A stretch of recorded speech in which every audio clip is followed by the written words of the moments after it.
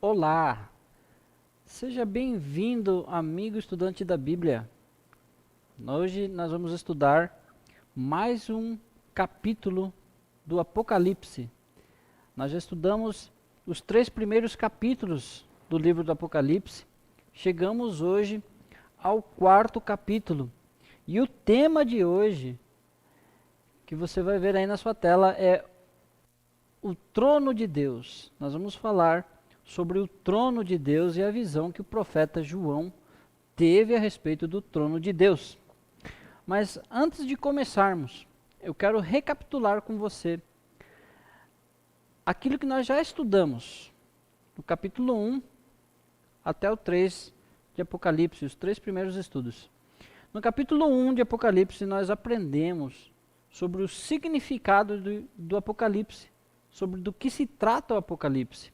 Nós aprendemos ali que o Apocalipse nada mais é do que a revelação de Jesus Cristo sobre as coisas que em breve hão de acontecer, de acordo com as palavras do profeta João. Então, o Apocalipse ele é uma carta deixada por Deus para que nós aprendamos a enxergar a história da humanidade através dos olhos de Deus. No segundo capítulo, nós estudamos sobre o principal personagem do Apocalipse.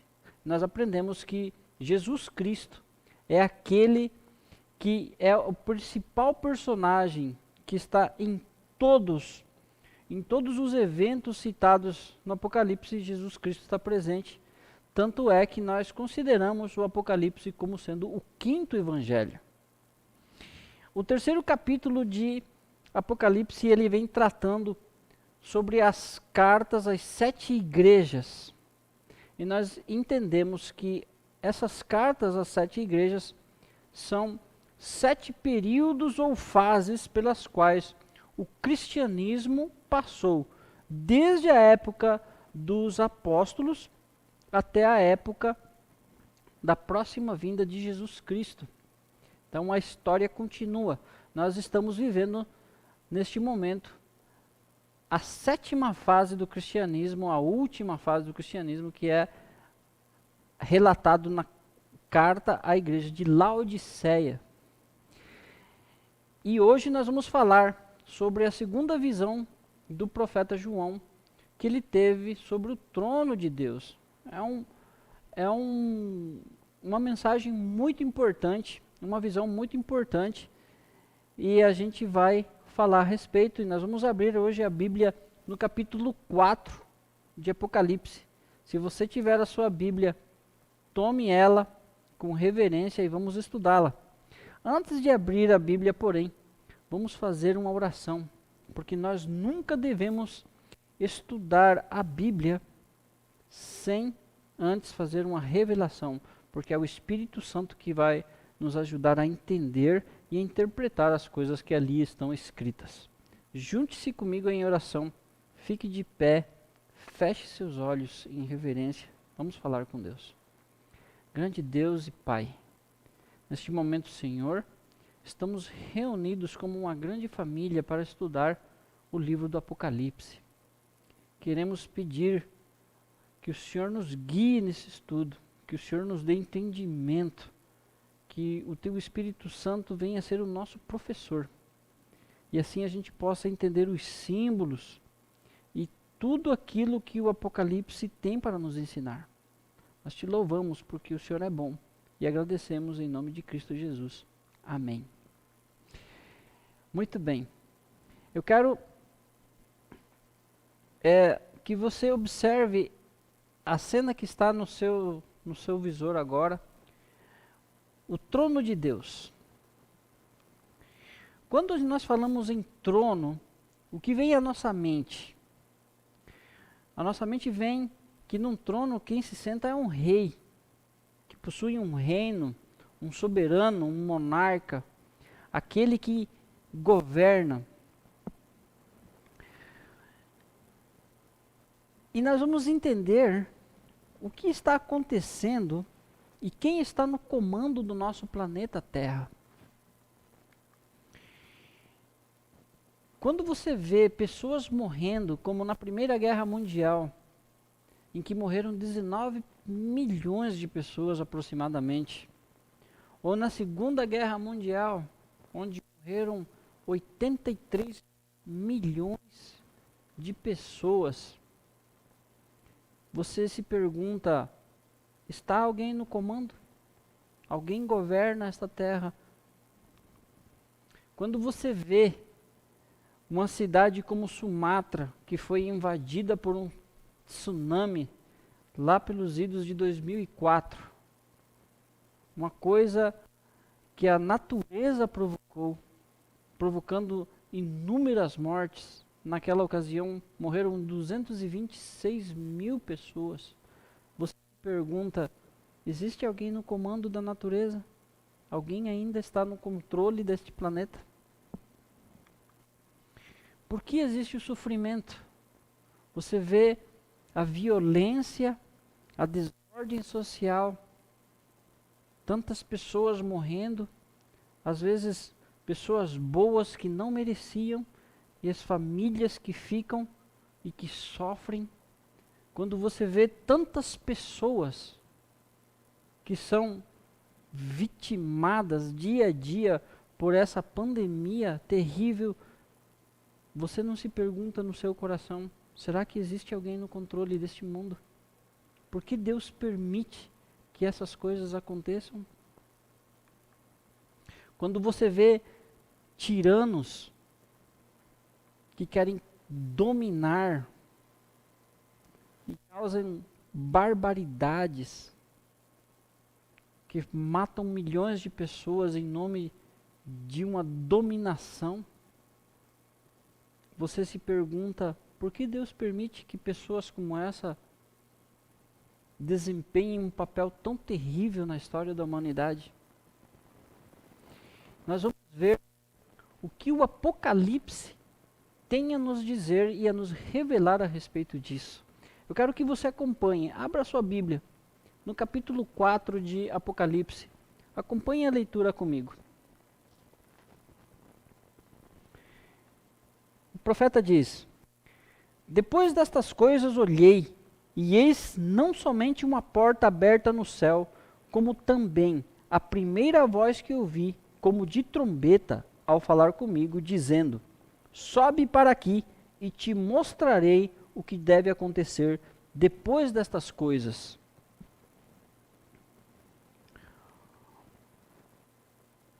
O profeta João, ele estava na ilha de Patmos, e esta é a segunda visão que ele tem. Esta é a segunda visão que Jesus dá a ele. Ele diz que ele ouviu uma voz, que era a mesma voz que ele teve na primeira visão. E o que essa voz está dizendo? A voz está fazendo um convite para João. Sobe para aqui. Sobe para aqui, para que você veja as coisas que hão de acontecer. Sobe para aqui e te mostrarei o que deve acontecer depois destas coisas. Assim diz a voz fazendo o convite. E subir para onde é a pergunta? Para onde deve subir o profeta? Ele diz que é para o céu. Nos versos subsequentes, nós continuamos a leitura e para entender melhor o que o profeta está vendo. Verso 2 e 3 dizem, imediatamente eu me achei em espírito, e eis armado no céu um trono, e no trono alguém sentado. E esse que se acha sentado é semelhante no aspecto à pedra de jaspe e de sardônio. Ao redor do trono há um arco-íris, semelhante no aspecto à esmeralda. Então, João ele sobe em espírito e ele vê um trono. E ele vê um trono e ao redor, e sentado no trono, ele descreve um ser, e esse ser é Deus. E ao redor do trono existe um arco-íris. O lugar para onde o profeta João ele é levado em visão, nós acreditamos que ele está ele penetrou neste momento no santuário celestial. Você vai se lembrar, meu querido amigo, que durante a peregrinação no deserto, que é relatado no Pentateuco, nós vemos ali a história do povo de Israel. Naquele tempo, Moisés, ele é instruído por Deus a construir um tabernáculo, um santuário. Esse tabernáculo, Deus diz a Moisés que é um modelo de um tabernáculo que existe no céu. Quando João ele é convidado a subir para o céu, nós entendemos que ele está entrando no tabernáculo celestial. João ele relata que ele vê um arco-íris ao redor do trono. E eu quero ler com você um texto que está em Isaías, no capítulo 6, verso 1 a 3. Vamos ver o que Isaías tem a dizer a esse respeito. Isaías capítulo 6.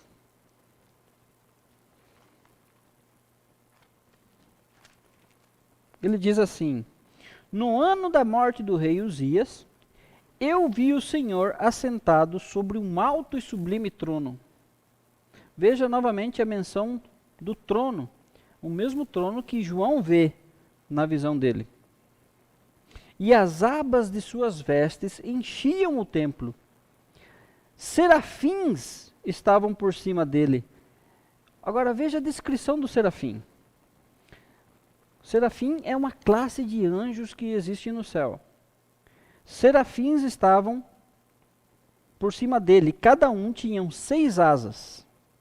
Com 2 cobria o rosto, com 2 cobria os seus pés, e com 2 voava. E clamavam uns para os outros, dizendo: Santo, Santo, Santo é o Senhor dos exércitos. Toda a terra está cheia da sua glória. Veja que esses anjos, eles clamam santo, santo, santo.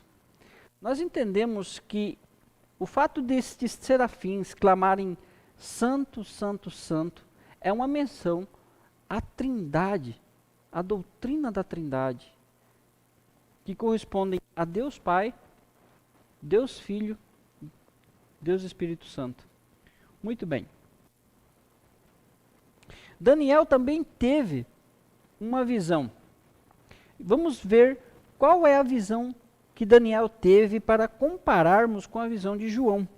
Você acompanha comigo Daniel capítulo 7. Nós vamos ler os versos 9 e 10. Uns tronos. Veja novamente a menção do trono. E o ancião de dias, referência a Deus, se assentou. Sua veste era branca como a neve e os cabelos da cabeça como a pura lã.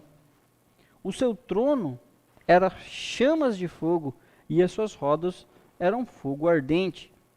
Um rio de fogo manava e saía de diante dele. Milhares de milhares o serviam e miríades de miríades estavam diante dele. Assentou-se o tribunal e abriram-se os livros. Veja que a visão destes profetas, elas têm aspectos muito semelhantes. Ambos, ou seja, os 3 profetas, eles têm uma visão do trono de Deus. E na visão deles, eles descrevem a Deus de forma semelhante, com algumas características um pouco diferentes uma das outras, mas é a mesma visão do trono de Deus. Então, nós vemos que esses profetas, eles tiveram o privilégio de estarem dentro do santuário celestial, vendo a Deus sentado no trono. E nós vamos ver mais alguns aspectos desse trono e do que está acontecendo ali. Reparem que ao redor do trono existe um arco-íris, na visão de João. E o que o arco-íris representa? O que ele vem o que vem à sua mente quando é mencionado o arco-íris? Você se lembra que quando, depois do dilúvio, ele faz uma aliança com Noé e ele coloca o arco-íris como um sinal da promessa.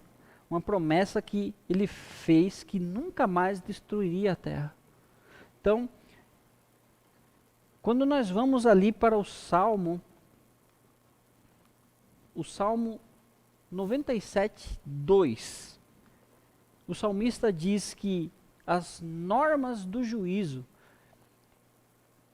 justiça e misericórdia são a base do teu trono. Veja novamente a menção ao trono de Deus.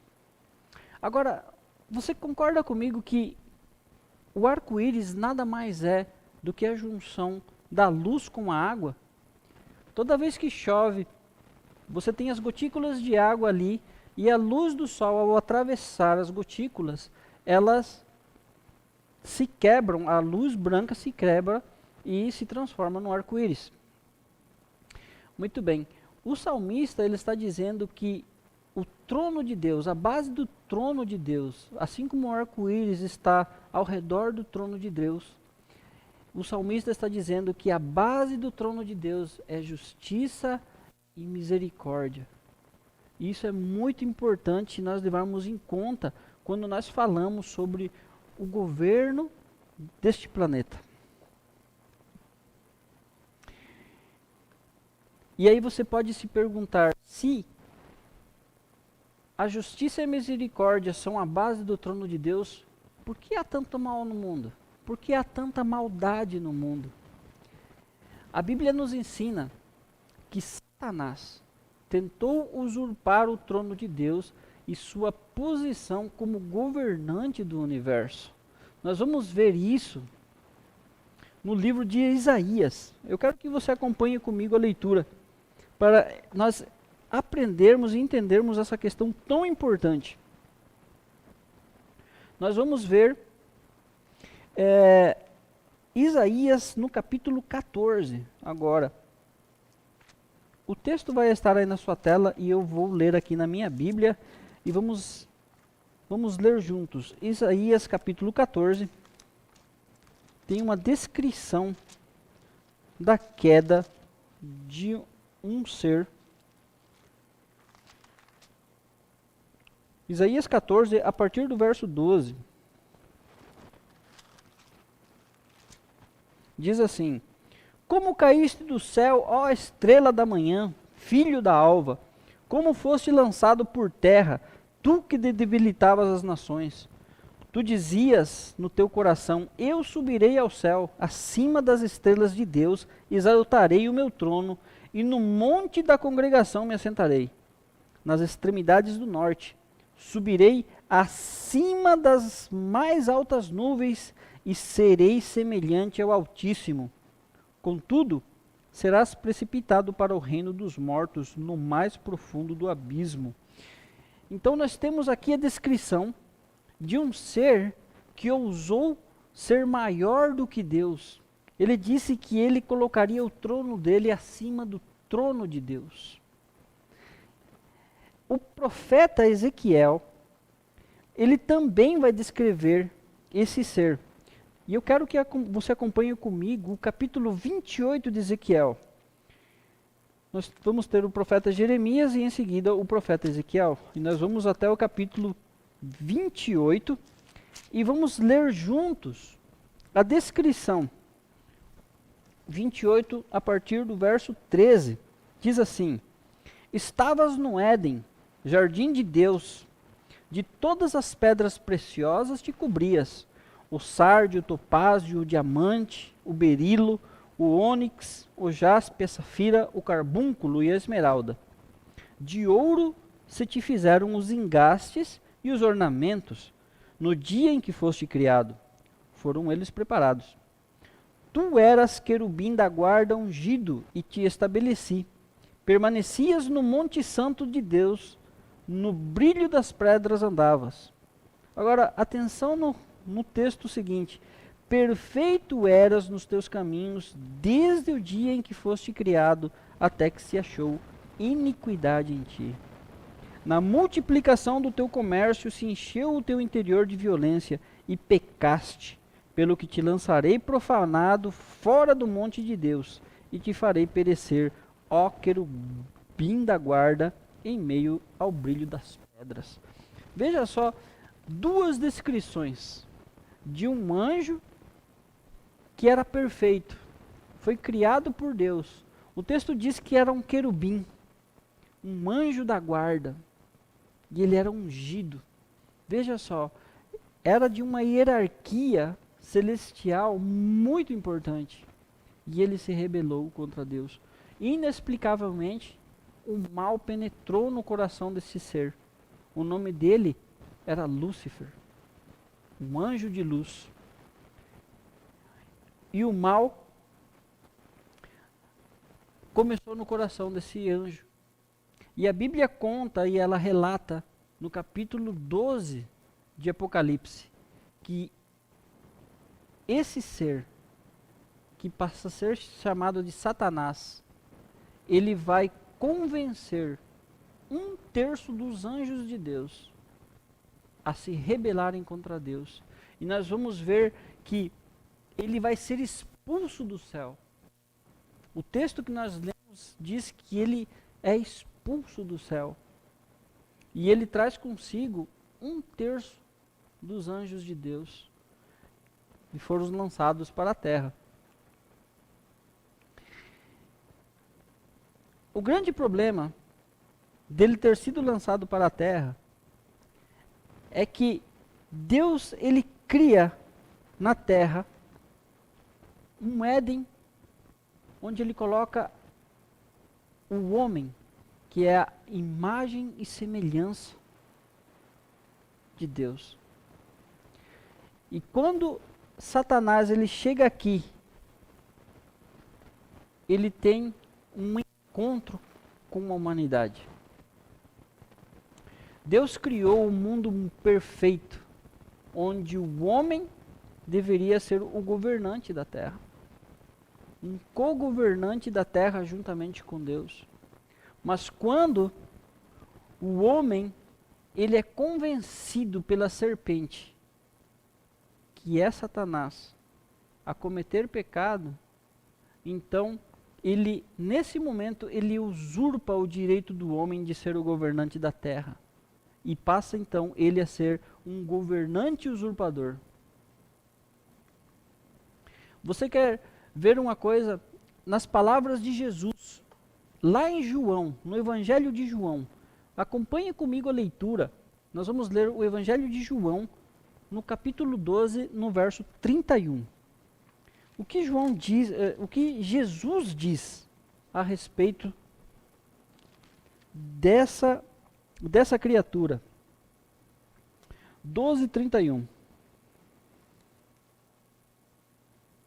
Chegou o momento de ser julgado este mundo, e agora o seu príncipe será expulso. Então, Jesus usa a palavra príncipe para se referir a Satanás. Veja que quando Jesus ele chama Satanás de príncipe, ele está dizendo que é ele quem comanda. Você se lembra, meu amigo, que quando Jesus ele é tentado no deserto, o diabo ele chega e ele oferece todos os reinos da terra para Jesus? Ele só pode fazer isso porque ele é o dono de todos os reinos da terra. E isso explica muita coisa. No Apocalipse, você vai se lembrar do estudo 3, em que Jesus ele vai falar na carta para Esmirna que ele conhece o lugar onde eles habitam, que é também onde está o trono de Satanás. Ele novamente ele faz uma menção ao trono. Então, Deus, ele está entronizado lá no céu, mas o trono aqui desta terra pertence ao príncipe deste mundo, como mencionou Jesus. E esse príncipe, ele não é aquele que nós gostaríamos que fosse, mas é o próprio Satanás. E isso fala muita coisa. Agora, vamos continuar a leitura do Apocalipse. Nós começamos a leitura no capítulo 4 e nós lemos o primeiro verso. Vamos continuar a leitura. Verso 4. E ao redor do trono há também 24 tronos, e assentados nele 24 anciãos, vestidos de branco, em cujas cabeças estão coroas de ouro. Muito bem, nós temos agora a menção de 24 anciãos que estão ao redor do trono. Nós começamos o estudo de hoje vendo que João, ele tem uma visão do santuário celestial. E ali ele vê o trono de Deus. E agora ele vê ao redor do trono de Deus 24 tronos onde estão assentados 24 anciãos. E é muito importante nós entendermos quem são esses anciãos. Bom, a descrição que nós vemos em Apocalipse é que eles estão sentados em tronos, eles estão vestidos de branco e eles têm coroas na cabeça. E eles estão ali assistindo como sacerdotes de Cristo. Eles estão mencionados 18 vezes no Apocalipse. Perdão, 12 vezes no Apocalipse. Muito bem. Agora, quem são esses anciãos? Você se lembra que lá em Apocalipse 3, verso 21, Jesus, ele promete coroas aos vencedores. Vamos ver o texto. Apocalipse 3, 21, acompanhe comigo. Ao vencedor, dar-lhe-ei sentar-se comigo no meu trono. Mais uma menção ao trono. Assim como também eu venci e me sentei com meu Pai no meu trono. Muito bem. Então, essa frase de Jesus indica que esses anciãos são vencedores. Porque eles estão sentados em tronos e eles têm coroas na cabeça. Vamos ver mais um texto. 63. Mateus 27, 50 a 53.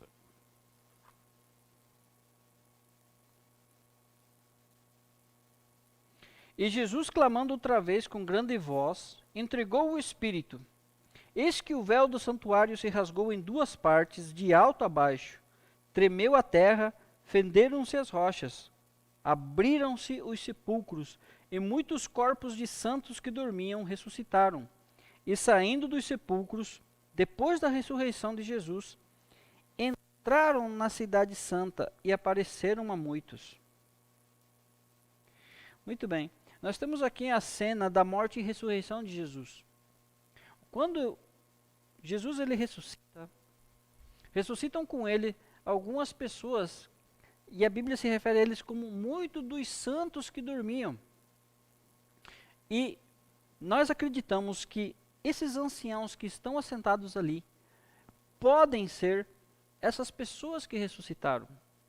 Veja que elas ressuscitam e elas têm corpos novos. Elas não ressuscitam como espíritos, mas ressuscitam como pessoas. Por isso elas aparecem em Jerusalém e aparecem dando testemunha da ressurreição de Jesus. Então, nós acreditamos que essas pessoas, existe uma possibilidade muito grande de que os anciãos que estão sentados ao redor do trono sejam estes que ressuscitaram junto com Jesus. Porque Jesus ele diz, porque eu venci e eu estou sentado ao lado do meu Pai. Estes que ressuscitaram também venceram a morte. E eles também foram levados aos céus. Então, eles são aqueles a quem Jesus prometeu que estariam assentados e teriam a coroa. Muito bem. Então, identificamos dessa forma os anciãos que estão assentados ao redor do trono. Vamos continuar vendo o relato. Apocalipse capítulo 4, verso 5. Continuando o nosso texto.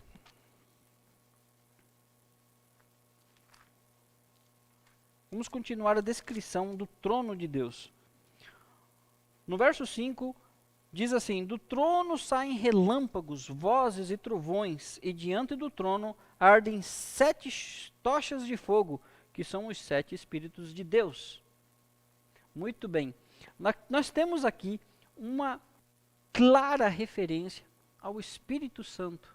Então nós temos sentado no trono Deus Pai Todo-Poderoso.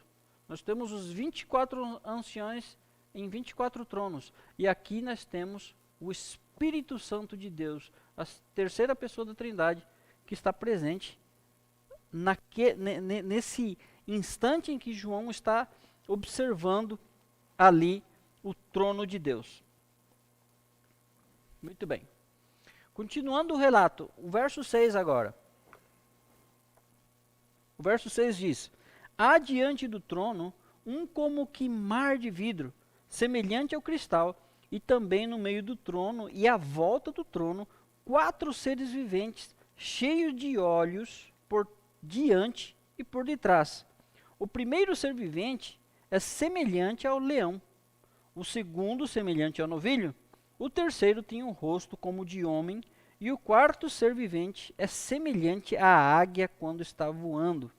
E os 4 seres viventes, tendo cada um deles, respectivamente, 6 asas, estão cheios de olhos ao redor e por dentro. Não tem descanso nem de dia nem de noite, proclamando: Santo, Santo, Santo é o Senhor Deus Todo-Poderoso, aquele que era, e que é, e que há de vir. Veja que estes seres, eles são bastante enigmáticos, mas a gente vai tentar entender quem são esses seres. Ezequiel, o profeta Ezequiel, ele vai ter uma visão muito parecida com a que teve João. Nós vamos ver em Ezequiel capítulo 1, essa visão que ele teve. E vamos tentar entender quem são esses seres que estão ao redor do trono. Nós temos Jeremias, depois de Jeremias nós temos o livro de Ezequiel. Nós vamos pegar agora o capítulo 1 de Ezequiel.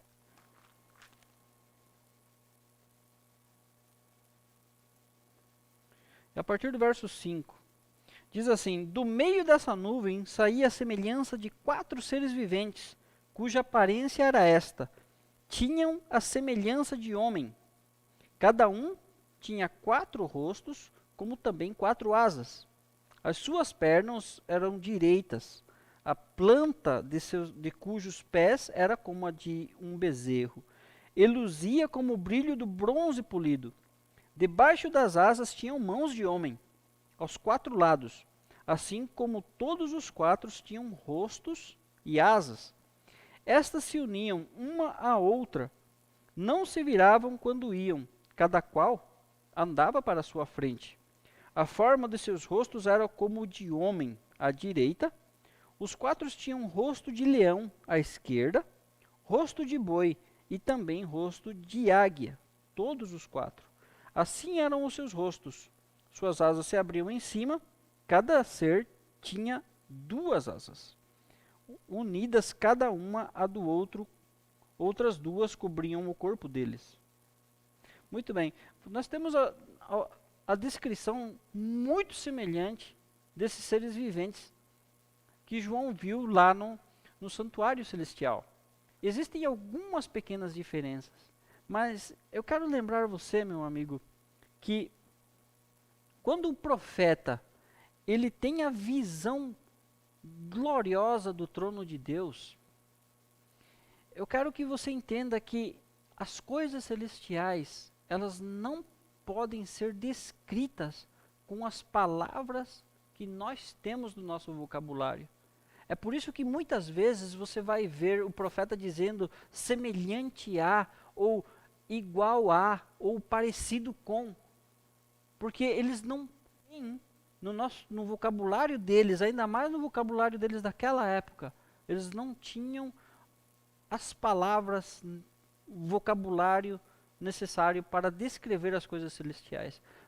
Para ilustrar o que eu estou falando, eu quero que você imagine um índio lá da selva amazônica, que nunca teve contato com a humanidade, se você tomar esse índio e vendar os olhos dele e levar e colocar ele no centro de uma grande cidade, como São Paulo, por exemplo, no centro de São Paulo, esse índio ele vai ficar maravilhado com as coisas que ele vai ver ali, coisas que ele nunca teve contato, como prédios altíssimos, carros, caminhões, pessoas andando com celulares e muitas outras coisas.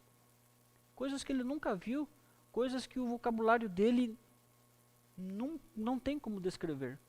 Se ele for levado de volta à sua nação, à sua terra, entre os seus, ele vai tentar descrever o que ele viu, mas ele não vai conseguir descrever com as palavras que nós usamos, porque ele não conhece essas palavras. Então ele vai usar palavras que ele conhece para descrever aquilo que ele viu. Provavelmente, ao tentar descrever um helicóptero, ele vai falar a respeito de uma libélula gigante que carrega em sua barriga pessoas, ou coisas do tipo. Da mesma forma, os profetas, eles usam palavras do vocabulário que eles têm para descrever as coisas celestiais. É por isso que muitas vezes você vai ter uma ou outra discrepância entre os relatos dos profetas. Mas o interessante é que aqui nós vemos uns relatos muito semelhantes. Mas a pergunta continua: quem são esses seres celestiais? E por que eles têm as características que eles têm? Para explicar isso, nós vamos voltar no tempo das 12 tribos de Israel, no tempo em que eles peregrinavam pelo deserto. As tribos de Israel, elas eram no número de 12, e eles vagaram pelo deserto durante 40 anos.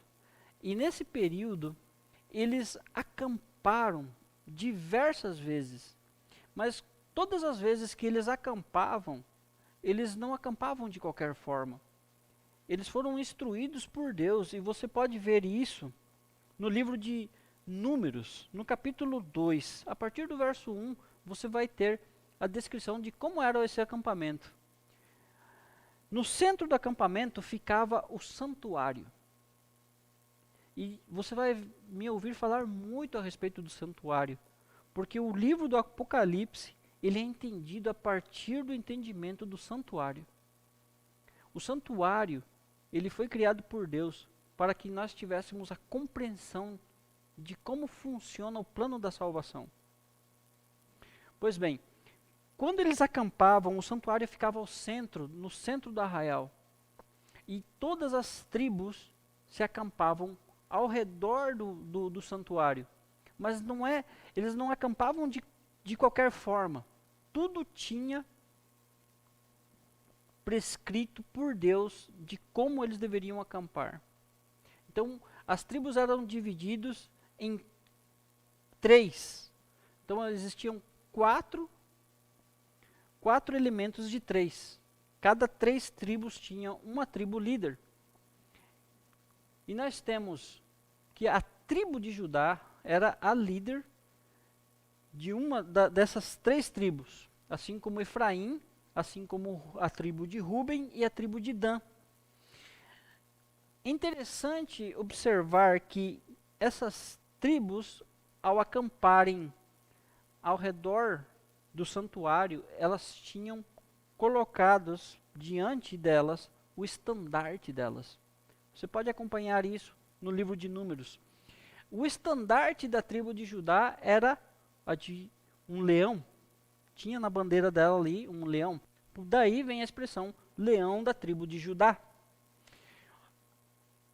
Efraim tinha o seu estandarte, um boi. A de Rubem, o estandarte dela era um homem. E a de Dan, o estandarte era de uma águia. Então, nós temos a referência dessa visão apocalíptica fazendo referência às 12 tribos de Israel. Mas também nós encontramos nos evangelhos as descrições, essas mesmas essas mesmas características são atribuídas a Jesus Cristo. Por exemplo, no livro de Mateus, capítulo 25, verso 34, e no capítulo 27, verso 37, nós temos Mateus retratando a Jesus como um rei. Assim como o leão é o rei dos animais, Jesus ele é retratado no Evangelho de Mateus como rei.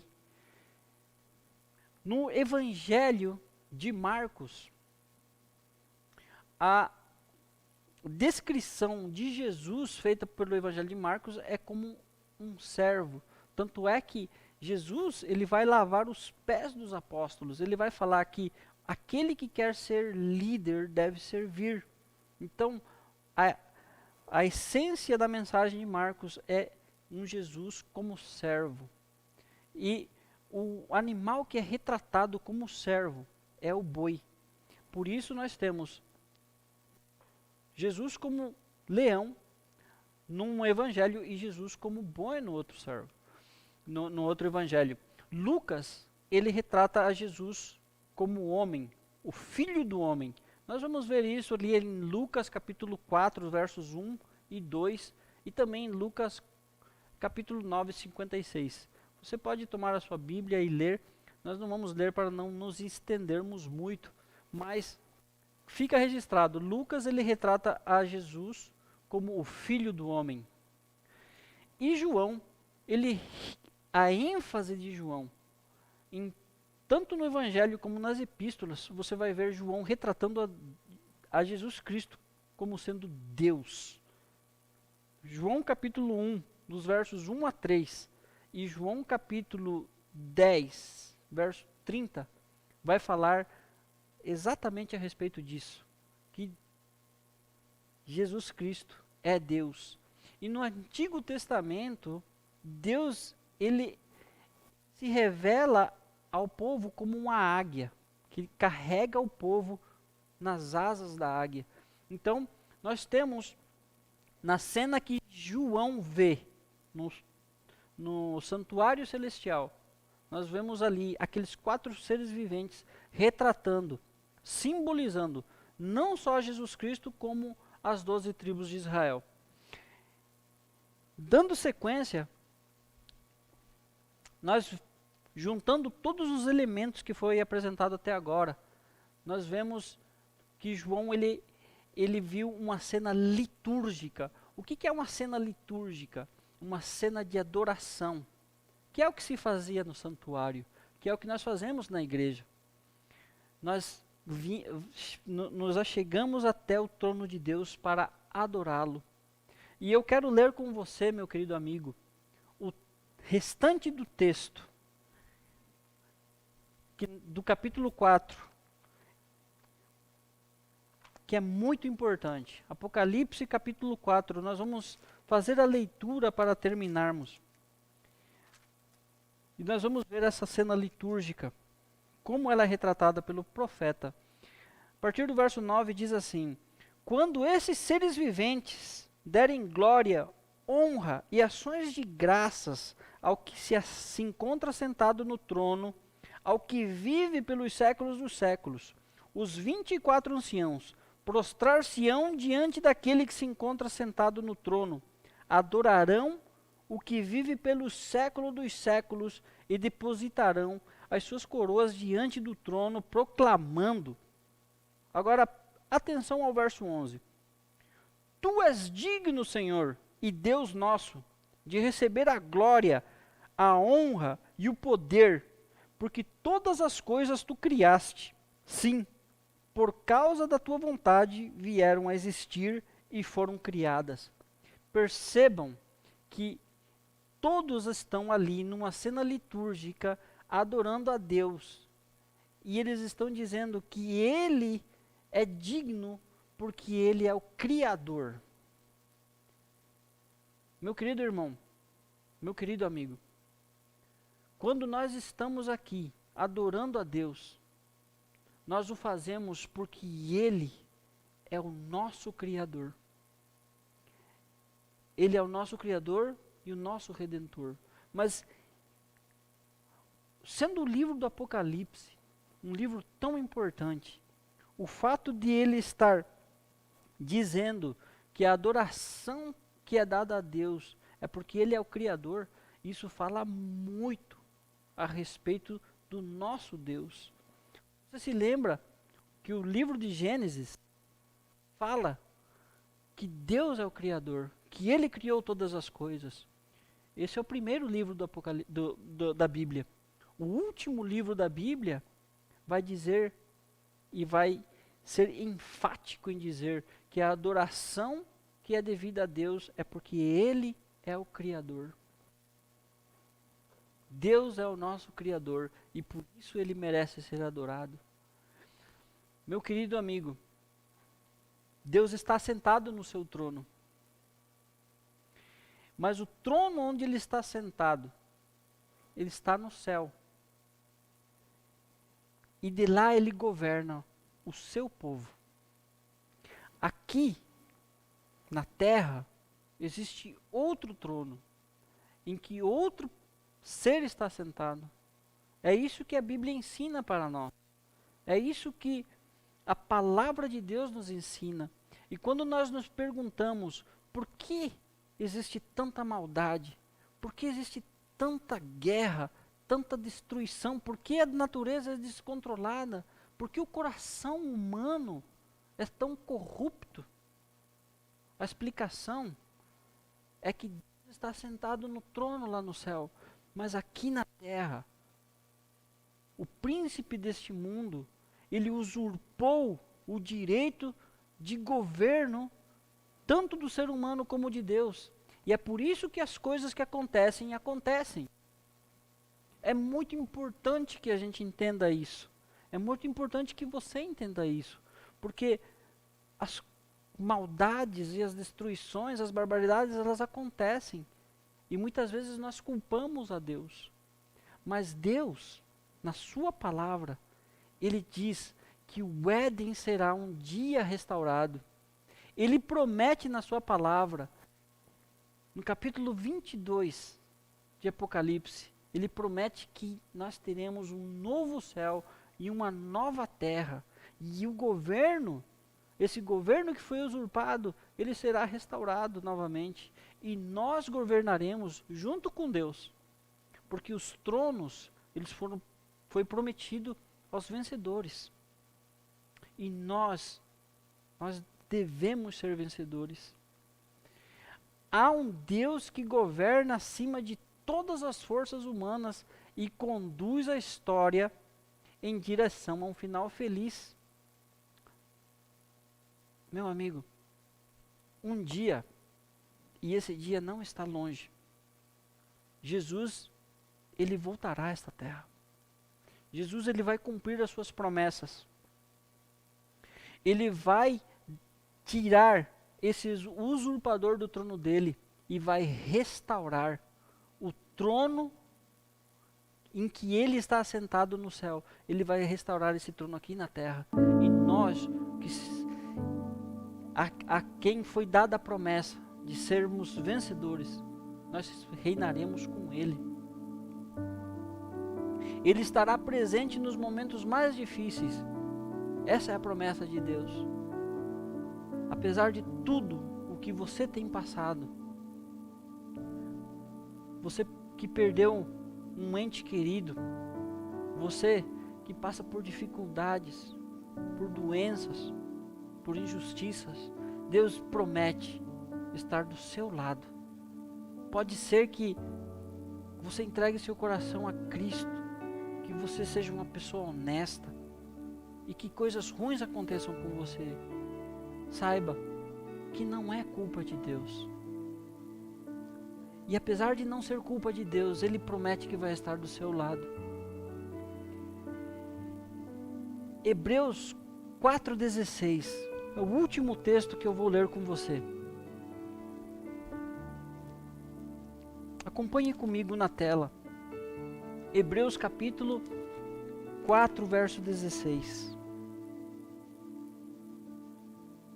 Diz assim: acheguemo-nos, portanto, confiadamente junto ao trono da graça, a fim de recebermos misericórdia e acharmos graça para socorro em ocasião oportuna. Deus está prometendo misericórdia, Deus está prometendo graça e socorro em ocasião oportuna. Tudo o que você tem que fazer é dizer sim a esse Deus todo-poderoso que está sentado no trono. Sabe, meu amigo, aqui na terra existe um príncipe usurpador que causa toda essa destruição. E ele governa essa terra. Mas lá no céu, nós temos um Deus todo-poderoso, misericordioso e justo, que está sentado no trono. E ele controla a história da sua igreja. E ele convida hoje a você a se juntar a essa igreja, a se tomar parte neste grande conflito entre o bem e o mal. Você faz parte dele. Queira você ou não, você já faz parte desse conflito. Mas Deus, ele está pedindo para você se posicionar. Ele está te chamando para fazer parte da igreja dele, porque ele governa sobre a sua igreja. E ele quer governar a sua vida. E ele quer te dar um final feliz. Ele quer dar a você a coroa da salvação. Ele quer que o teu nome esteja escrito naqueles livros que estão lá no céu. Esse é o desejo de Deus. E é por isso que nós estamos aqui, estudando o livro do Apocalipse, estudando a palavra de Deus, para entender a vontade dele e como ele quer que a história termine. Está você disposto a se entregar a esse Deus Todo-Poderoso, a esse Jesus misericordioso? Quer você se entregar? Diga sim. Hoje, diz a palavra de Deus, hoje é o dia de se entregar, porque o amanhã não nos pertence. Então diga sim, hoje, aceite. Se você aceita esse chamado de Jesus, eu quero orar com você. Coloque-se de pé, diga sim, feche seus olhos e ore comigo. Amado Deus, querido Pai, nós te louvamos, Senhor, porque Tu és todo-poderoso e Tu estás assentado no trono da Tua glória. Mas apesar de ser todo-poderoso, Tu és um Deus que é Pai, que se preocupa com os pequeninos que estão aqui, com os Teus pequeninos, com a Tua igreja, com os Teus filhos. Ó Pai amado, abençoa o coração daquele que aceitou o chamado de Jesus, aquele que abriu a porta para que Jesus entrasse e ceasse com ele. Ó Pai, que o Senhor transforme esses corações, transforme estas vidas e que o Senhor nos leve em segurança, Senhor, neste caminho que nós estamos percorrendo aqui na terra, para que encontremos a misericórdia e que sejamos livrados do mal deste mundo. Nós te pedimos todas estas bênçãos, Senhor, em nome de Jesus. Amém, Pai. Amém, Senhor. E que você possa dizer sim a Jesus. Louvado seja. Que a bênção do Senhor seja com você.